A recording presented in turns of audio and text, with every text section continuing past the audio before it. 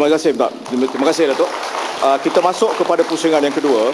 Ini merupakan soalan saya yang saya tujukan kepada kedua-dua tokoh ini. Soalan saya ialah, pada masa ini Petronas hanya menguasai kira-kira 40% pasaran runcit petroleum. Sekiranya subsidi yang besar diberikan, maknanya kerajaan juga harus menanggung subsidi untuk beberapa syarikat minyak raksasa yang ada di negara ini, termasuk ExxonMobil dan Shell. Apa komen pendebat? Saya mulakan dengan Datuk Ahmad Sabri Cik. Kita mesti mengakui bahawa kaedah subsidi adalah kaedah yang tidak boleh bertahan lama. Banyak subsidi artinya kita mesti mengakui akan memberi kesan kepada pertumbuhan ekonomi yang sebenarnya. Kalau kita terus memberi subsidi yang banyak, kita akan mewujudkan satu keadaan bahawa wang negara yang sepatutnya dilaburkan untuk kepentingan rakyat, untuk sekolah, untuk hospital dan sebagainya, terpaksa digunakan hanya untuk menampung subsidi minyak yang sebahagiannya akan digunakan oleh orang-orang yang sudah kaya, yang sudah mempunyai kenderaan yang besar, termasuk orang-orang daripada luar negara kita dan sebagainya. Sebab itulah kita katakan di sini bahawa kalau kita terus memberi subsidi sebagaimana disebutkan tadi, ada syarikat-syarikat yang seperti disebutkan ExxonMobil, seperti Shell dan sebagainya yang turut mendapat faedah daripada wang rakyat dalam soal ini.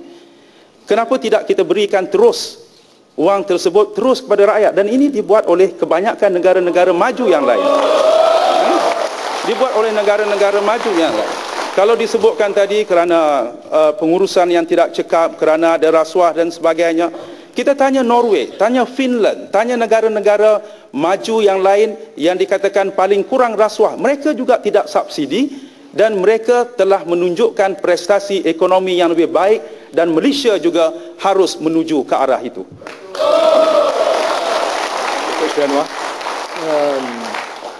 Debat ini masalah minyak, bukan Anwar dan Sabri. Oleh demikian saya tidak memilih untuk menyentuh beliau, walaupun beliau tokoh semangat 46 dulu. Itu tak apa. Soalnya saudara, kita nak banding dengan Norway. Pendapatan per kapita Norway 10 kali lebih dari Malaysia. Kita bicara soal harga minyak, ini keperitan rakyat, petani, nelayan, pekerja yang miskin. Jadi kalau kita nak bandingkan dengan kedudukan negara industri yang capai tahap yang baik, itu agak sukar. Nisbah dan basis perbandingan itu meleset sama sekali. Saudara, soal minyak, soal bantuan meredakan keperitan rakyat, ini soal tanggungjawab mana-mana pemerintah. Lebih ramai orang miskin, lebih ramai rakyat terpinggir, baik Melayu atau Bumi Putera Sabah Sarawak atau segelintir Cina dan masyarakat India di estate, itu tanggungjawab kita. Soalnya menaikkan kadar minyak dengan mendadak begini cukup membebankan. Dan kalau pemimpin-pemimpin UMNO dan Barisan Nasional sampai hari ini tidak sedar, saya fikir masa depan parti itu tidak begitu cemerlang lagi. Orang tidak akan yakin. Saudara, ini realitinya. Saudara tahu berapa ramai jumlah pengangguran. Itu akan tersentuh. Sebab itu prinsip subsidi. Bila nak tolong orang miskin, subsidi. Bagaimana tentang prasarana infrastruktur? Berpuluh bilion ringgit yang disediakan untuk pedagang-pedagang, untuk industri, untuk pelabuhan. Bukankah itu bentuk subsidi? Prasarana disediakan dengan jumlah yang besar. Kita sebut insentif. Tolong rakyat miskin dengan subsidi minyak, kita panggil subsidi. Jumlah nak tampung kerugian perwajar saya sebut tadi, dan emas dan pelbagai bailout, kita sebut bailout, bantuan menyelamatkan ekonomi. Nak bantu nelayan dan petani dan Melayu miskin, namanya subsidi, dan subsidi itu namanya itu cukup negatif dan busuk sekali. Saya tidak setuju. Saya anggap tanggungjawab kita dalam mana-mana negara, kita ada dana. Keuntungan Petronas ni tak sentuh bahan sektor yang diperoleh oleh Petronas, kerana dia perlu untuk pelaburan dan sebagainya. Ini soal dana yang besar yang diperolehi oleh kerajaan. Betul untuk sekolah, ya. Tapi kalau kita ambil bilion dari rakyat, kemudian kita tingkatkan bangun sekolah. Sekolah tanggungjawab dan boleh kita sentuh dalam round kedua, insyaAllah. Baik, terima kasih Datuk Seri Anwar. Demikian, saudara penonton sekalian, berakhirnya segmen pertama debat agenda daily ini. Kita akan bertemu lagi selepas pesanan iklan ringkas ini. Jangan ke mana-mana. Yang membawa judul, hari ini bentuk kerajaan, esok turun harga minyak. Kita sampai pada pusingan ketiga sekarang. Saya persilakan Wakil Datuk Ahmad Sabri bertanyakan soalan kepada Datuk Seri Anwar. Silakan, Tan Sri. Terima kasih Pengerusi. Sebelum saya mengemukakan soalan saya yang terbuka, saya ingin terlebih dahulu mendapatkan komitmen daripada apa yang telah diucapkan oleh Datuk Seri tadi, iaitu premis kepada cadangan apabila memerintah hari ini besok harga minyak akan turun 50 sen, bukan kerana Malaysia adalah negara pengeluar minyak, ya atau tidak? Ya, Malaysia lah negara pengekspor minyak. Net.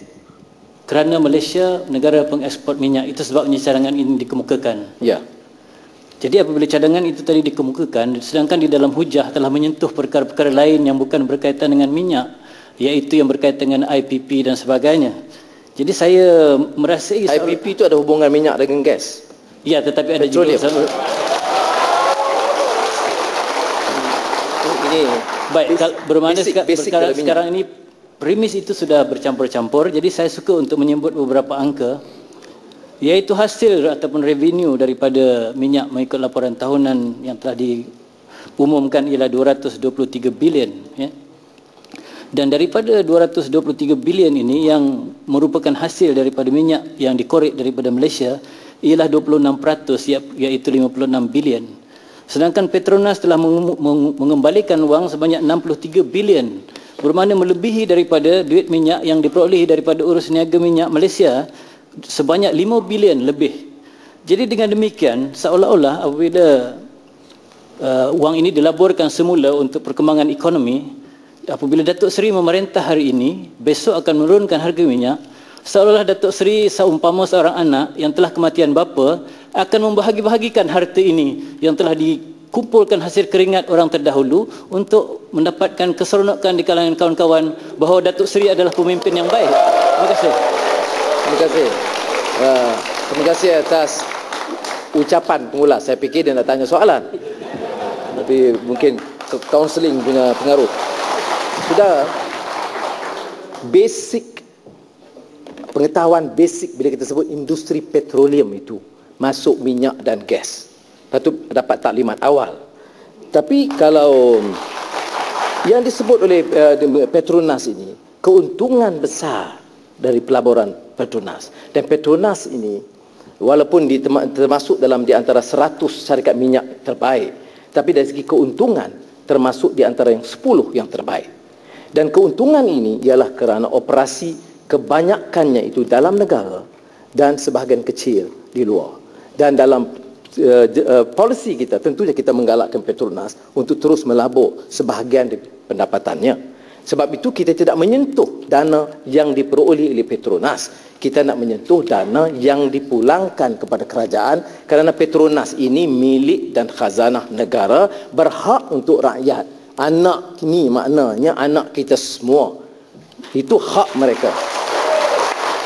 Jadi sebenarnya soal yang mengatakan pendekatan populis atau tidak, ya, kita dalam pemerintahan ini nak jaga siapa? Nak jaga tokek besar dan kroni atau nak jaga rakyat? Kita jaga semua. Jadi oleh demikian, saya tekankan jumlah yang kita sebut 50 sen itu bukan jumlah yang keterlaluan. 50 sen turun langkah awal. Memang Datuk Sabri dia menyentuh, dia kata memang saya janji lebih. Memang sebab itu saya sebut langkah awal. Sebab apa saya sebut langkah awal? Sebab kekacauan, kemusnahan ekonomi, kerusakan akibat kenaikan mendadak keterlaluan. Kerana naik begitu mendadak keterlaluan, tiada ada yang sokong. Yang sokong hanya ahli Parlimen Barisan Nasional. Karena kenaik keterlaluan, kita terpaksa menurunkan ikut peringkat. Saya mengambil satu pendekatan bertanggungjawab. Kalau benar populis, saya umum saja. Kita turunkan RM1 atau RM1.50. Apa salah? Tetapi saya terpaksa mempertahankan dengan hujah, dengan angka 2 bilion selamat dari Saya sambung kemudian.